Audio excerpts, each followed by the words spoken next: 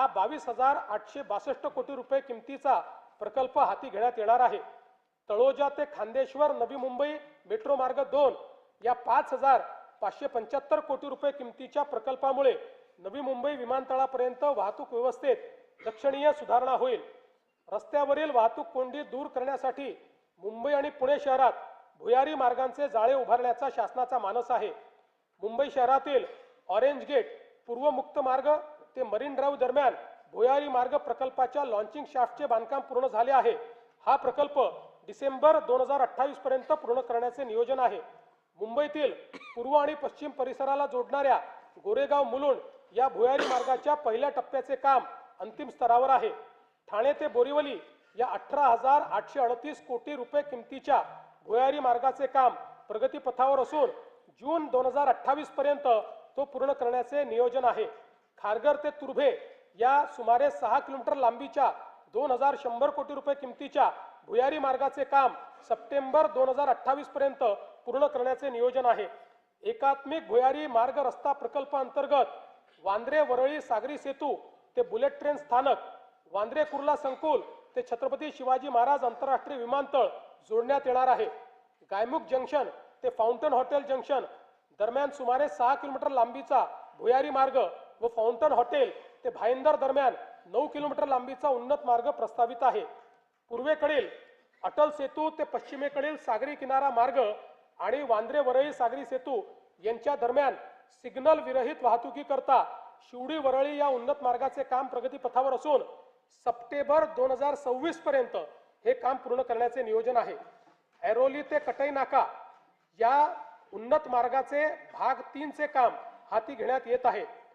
ठाणे ते नवी मुंबई आंतरराष्ट्रीय विमानतळ असा उन्नत मार्ग बांधण्याच्या प्रकल्पाला मान्यता देण्यात आली आहे।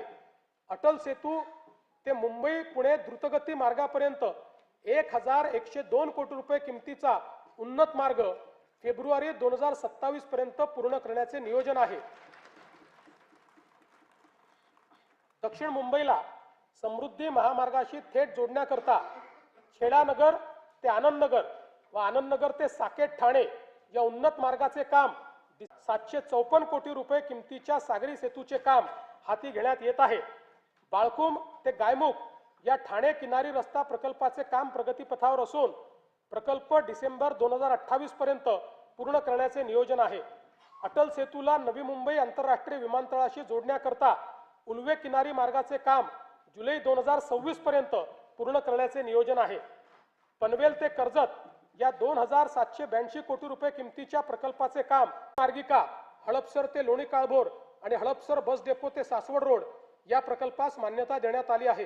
पुण्यातील रामवाडी ते वाघोली दरम्यान 11 किलोमीटर लांबीच्या मेट्रो प्रकल्पास देखील मान्यता देण्यात आली आहे। येरवडा ते कात्रज आणि हिंजवडी ते सिंहगड रोड या 54 किलोमीटर दुहेरी भुयारी मार्गाचा व्यवहार्यत अहवाल तयार करण्यात येत आहे। राज्यातील विविध रेल्वे प्रकल्पांसाठी 50% राज्य हिश्श्यासाठी आवश्यक निधी उपलब्ध करून देण्यात आला आहे। महाराष्ट्र अमृतकाल रस्ते विकास योजना 2025 ते 47 अंतर्गत राज्यातील रस्त्यांचा टप्प्याटप्प्याने विकास केला जाईल। या योजनेत 6,272 किलोमीटरचे द्रुतगती मार्ग, 14,919 किलोमीटरचे राज्य व जिल्हा मार्ग तसेच 4,247 किलोमीटरचे पर्यटन परिपथ समाविष्ट आहेत। ही योजना महाराष्ट्राला $5 ट्रिलियन अर्थव्यवस्थेकडे नेण्यासाठी महत्त्वाची ठरणार आहे।